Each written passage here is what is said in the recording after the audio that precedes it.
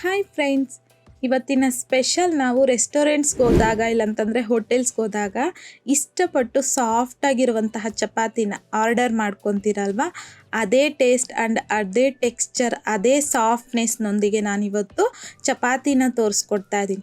ಈ ವಿಧಾನದಲ್ಲಿ ಈ ಮೆಥಡ್ನ ಫಾಲೋ ಮಾಡಿಕೊಂಡು ಈ ಚಪಾತಿನ ಮಾಡಿದ್ದೀರಾ ಅಂತಂದರೆ ಖಂಡಿತ ನೀವು ಪರ್ಫೆಕ್ಟ್ ಆಗಿರುವಂತಹ ಸಾಫ್ಟ್ ಆದ ಲೇಯರ್ ಚಪಾತಿನ ನೀವು ಮನೇಲಿ ಮಾಡ್ಕೋಬೋದು. ಸೊ ಬನ್ನಿ ಇವಾಗ ಲೇಟ್ ಮಾಡ್ದಿರಾ ಲೇಯರ್ ಆ್ಯಂಡ್ ಸಾಫ್ಟ್ ಈ ಚಪಾತಿನ ಯಾವ ರೀತಿ ಮಾಡೋದು ಅಂತಂದ್ಬಿಟ್ಟು ನೋಡೋಣ.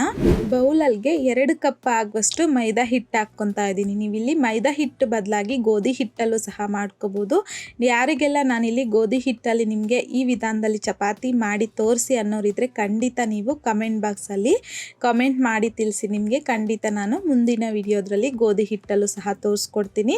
ಈಗ 1 ಟೀ ಸ್ಪೂನ್ ಆಗುವಷ್ಟು ಸಾಲ್ಟ್, ಒಂದು ಅರ್ಧ ಟೀ ಸ್ಪೂನ್ ಆಗುವಷ್ಟು ಬೇಕಿಂಗ್ ಸೋಡಾ, ಒಂದು ಅರ್ಧ ಟೀ ಸ್ಪೂನ್ ಆಗುವಷ್ಟು ಸಕ್ಕರೆ, ಹಾಗೆಯೇ ಒಂದು ಅರ್ಧ ಕಪ್ ಆಗುವಷ್ಟು ಮೊಸರನ್ನ ಸಹ ಹಾಕ್ಕೊಂಡು ಒಂದ್ಸಲ ಚೆನ್ನಾಗಿ ಮಿಕ್ಸ್ ಮಾಡ್ಕೋಬೇಕು. ಮಿಕ್ಸ್ ಮಾಡ್ಕೊಳ್ಳೋವಾಗ ಈ ರೀತಿ ಕೈಯಲ್ಲಿ ರಬ್ ಮಾಡ್ಕೊತ ನಾವಿಲ್ಲಿ ಚೆನ್ನಾಗಿ ಮಿಕ್ಸ್ ಮಾಡ್ಕೊಂಡಿದ್ದಾದ ನಂತರ ಸ್ವಲ್ಪನೇ ಹಾಕಿ ನೀರನ್ನು ಮಿಕ್ಸ್ ಮಾಡ್ಕೋಬೇಕಾಗತ್ತೆ. ಈ ರೀತಿ ಸ್ವಲ್ಪ ನೀರು ಹಾಕೋದ್ರಿಂದ ನಮಗೆ ಹಿಟ್ಟು ಯಾವ ಕನ್ಸಿಸ್ಟೆನ್ಸಿಗೆ ಬೇಕೋ ಆ ಕನ್ಸಿಸ್ಟೆನ್ಸಿಗೆ ನೀರನ್ನು ಅಡ್ಜಸ್ಟ್ ಮಾಡ್ಕೋಬೋದು. ನಮಗೆ ಹಿಟ್ಟು ಬಂದು ಈ ರೀತಿ ಕೈಗೆ ಅಂಟಂಟಾಗಿರಬೇಕು. ಈ ರೀತಿ ಸಾಫ್ಟಾಗಿ ಮಿಕ್ಸ್ ಮಾಡ್ಕೋಬೇಕು. ನೀರನ್ನು ಹಾಕಿ ಈ ರೀತಿ ಮಿಕ್ಸ್ ಮಾಡ್ಕೊಂಡಿದ್ದಾದ ನಂತರ ವಿಡಿಯೋದ್ರಲ್ಲಿ ಕಾಣಿಸ್ತಿದೆಯಲ್ವಾ, ಕೈಯಲ್ಲಿ ಈ ರೀತಿ ಬೌಲಲ್ಗೆ ಹಿಟ್ಟನ್ನು ತಗೊಂಡು ಟ್ಯಾಪ್ ಮಾಡ್ಕೋಬೇಕು. ಒಂದು 30 to 40 ಟೈಮ್ಸ್ ಈ ವಿಧಾನದಲ್ಲಿ ಟ್ಯಾಪ್ ಮಾಡ್ಕೋಬೇಕು. ಈ ರೀತಿ ಮಾಡೋದ್ರಿಂದ ನಮಗೆ ಹಿಟ್ಟು ಅನ್ನೋದು ನೋಡ್ತಿರ್ಬೋದು ನಿಮಗೆ ಸಾಫ್ಟಾಗಿ ರೆಡಿಯಾಗಿದೆಯಲ್ವಾ. ಈ ರೀತಿ ಮಾಡಿದ್ರೆ ನಮಗೆ ಹಿಟ್ಟು ಸಾಫ್ಟಾಗಿ ಬರುತ್ತೆ, ಜೊತೆಗೆ ಚಪಾತಿ ಅಷ್ಟೇ ಸಾಫ್ಟಾಗಿರುತ್ತೆ. ಈ ರೀತಿ ಸಾಫ್ಟಾಗಿ ಹಿಟ್ಟನ್ನು ರೆಡಿ ಮಾಡ್ಕೊಳ್ಳೋದ್ರಿಂದ ಈಗ 1-2 ಟೀ ಸ್ಪೂನ್ ಆಗುವಷ್ಟು ಎಣ್ಣೆನ ಸಹ ಹಾಕ್ಕೊಂಡು ಒಂದ್ಸಲ ಚೆನ್ನಾಗಿ ಮಿಕ್ಸ್ ಮಾಡ್ಕೊಳ್ಳಿ. ಈ ರೀತಿ ಮಿಕ್ಸ್ ಮಾಡ್ಕೊಂಡಿದ್ದಾದ ನಂತರ ಲಿಡ್ಡನ್ನು ಕ್ಲೋಸ್ ಮಾಡಿ ಒಂದು 2 ರಿಂದ 3 ಗಂಟೆ ಹಾಗೆ ಬಿಟ್ಬಿಡಿ. ಅಟ್ಲೀಸ್ಟ್ 1 ಅವರ್ ಆದರೂ ನೀವು ಖಂಡಿತ ಹಿಟ್ಟನ್ನು ಹಾಗೆ ಬಿಡಬೇಕು. ಸೊ ನಾನಿಲ್ಲಿ 1-2 ಗಂಟೆ ಹಾಗೆ ಬಿಟ್ಟಿದ್ದೆ. 1-2 ಗಂಟೆ ಆದ ನಂತರ 1-2 ರಿಂದ 3 ನಿಮಿಷ ಚೆನ್ನಾಗಿ ನಾದ್ಕೊಳ್ಳಿ. ನಮಗಿಲ್ಲಿ ಹಿಟ್ಟನ್ನೋದು ರೆಡಿಯಾಗಿ ಹೋಗಿದೆ ಸಾಫ್ಟಾಗಿ. ಈಗ ಇದನ್ನು ತಗೊಂಡು ಈ ರೀತಿ ಹುಡ್ಡನ್ನು ಮನೆ ಮೇಲೆ ಹಾಕಿ ರೌಂಡಾಗಿ ಮಾಡಿಕೊಂಡು 2 ಪಾರ್ಟಾಗಿ ಡಿವೈಡ್ ಮಾಡ್ಕೊಳ್ಳಿ. ಈಗ ಒಂದು ಪಾರ್ಟ್ ಡಿವೈಡ್ ಮಾಡ್ಕೊಂಡಿರ್ತಕ್ಕಂಥ ಉಂಡೆನ ತಗೊಂಡು ರೌಂಡ್ ಮಾಡ್ಕೊಳ್ಳಿ. ಈಗ ಈ ರೀತಿ ಒಂದು ಚಾಕನ್ನು ತಗೊಂಡು ಸ್ವಲ್ಪ ಹಿಟ್ಟನ್ನು ಈ ರೀತಿ ಅಪ್ಲೈ ಮಾಡಿಕೊಂಡು ಸೊ ನೋಡ್ತಿರ್ಬೋದು ಈಗ ಕಟ್ ಮಾಡ್ಕೊತಾ ಇದ್ದೀನಿ. ಸೊ ಒಂದು ಪಾರ್ಟಲ್ಲಿ ಈ ರೀತಿ 4 ಉಂಡೆ ಮಾಡ್ಕೊತಾ ಇದ್ದೀನಿ. ಸೊ ಈ ರೀತಿ ಸ್ವಲ್ಪ ಹಿಟ್ಟನ್ನು ಚಾಕಿಗೆ ನಾವು ತಗೊಳ್ಳೋದ್ರಿಂದ ನಮಗೆ ಅಂಟ್ಕೊಳ್ಳೋದಿಲ್ಲ. ಹಾಗಾಗಿ ಸ್ವಲ್ಪ ಹಿಟ್ಟನ್ನು ಚಾಕಿಗೆ ಅಪ್ಲೈ ಮಾಡಿಕೊಂಡು ಕಟ್ ಮಾಡ್ಕೋಬೇಕು 4 ಪೀಸಾಗಿ. ಸೊ ಎಲ್ಲ ಚಪಾತಿನೂ ಒಂದೇ ಸೈಜಲ್ಲಿ ಬರುತ್ತೆ ಈ ರೀತಿ ಮಾಡೋದ್ರಿಂದ. ಈಗ ಒಂದೊಂದು ಉಂಡೆನೇ ತಗೊಂಡು ರೌಂಡ್ ಮಾಡಿ ಬೌಲಲ್ಗೆ ತೆಗೆದಿಟ್ಕೊಳ್ಳಿ. ಈಗ ಎಲ್ಲನೂ ಸಹ ಈ ರೀತಿ ರೌಂಡ್ ಮಾಡ್ಕೊಂಡಿದ್ದಾದ ನಂತರ ಒಂದು ಉಂಡೆನ ತಗೊಂಡು ಇನ್ನು ಉಳಿದಿರ್ತಕ್ಕಂಥ ಉಂಡೆ ಡ್ರೈ ಆಗಬಾರ್ದು, ಲಿಡ್ಡನ್ನು ಕ್ಲೋಸ್ ಮಾಡಿ ಪಕ್ಕಕ್ಕೆ ಇಟ್ಕೊಳ್ಳಿ. ಈಗ ಹಿಟ್ಟನ್ನು ಹುಡ್ಡನ್ನು ಮನೆ ಮೇಲೆ ಸ್ವಲ್ಪ ಸ್ಪ್ರಿಂಕಲ್ ಮಾಡಿಕೊಂಡು ನಾವು ತಗೊಂಡಿರ್ತಕ್ಕಂಥ ಉಂಡೆನ ಹಿಟ್ಟಲ್ಲಿ ಡಿಪ್ ಮಾಡಿ ಚಪಾತಿ ರೋಲರ್ನ ತಗೊಂಡು ಈ ರೀತಿ ಮಧ್ಯದಲ್ಲಿ ಹಿಟ್ಟು ಬೇಕಂತಂದರೆ ಸ್ವಲ್ಪನೇ ಹಾಕಿ ರೋಲ್ ಮಾಡ್ಕೋಬೇಕು. ಎಷ್ಟು ತೆಳ್ಳಗೆ ನಿಮ್ಗೆ ಇಲ್ಲಿ ರೋಲ್ ಮಾಡೋದಕ್ಕೆ ಸಾಧ್ಯವಾಗುತ್ತೋ ಅಷ್ಟು ತೆಳ್ಳಗೆ ನೀವು ಚಪಾತಿನ ರೆಡಿ ಮಾಡ್ಕೋಬೇಕಾಗತ್ತೆ. ಸೊ ಈ ರೀತಿಯಾಗಿ ತೆಳ್ಳಗೆ ನಾವು ರೋಲ್ ಮಾಡ್ಕೊಂಡಿದ್ದಾದ ನಂತರ ಚಪಾತಿನ ಇದ್ರ ಮೇಲ್ಗಡೆ ಎಣ್ಣೆ ಇಲ್ಲಾಂತಂದರೆ ತುಪ್ಪನ ಲೈಟಾಗಿ ಸ್ವಲ್ಪ ಗ್ರೀಸ್ ಮಾಡ್ಕೋಬೇಕು. ಈಗ ಇದ್ರ ಮೇಲ್ಗೆ ಸ್ವಲ್ಪ ಮೈದಾ ಹಿಟ್ಟನ್ನು ಲೈಟಾಗಿ ಸ್ಪ್ರಿಂಕಲ್ ಮಾಡಿಕೊಂಡು ಈ ರೀತಿ ಡಸ್ಟ್ ಮಾಡ್ಕೊತಾ ಇದ್ದೀನಿ.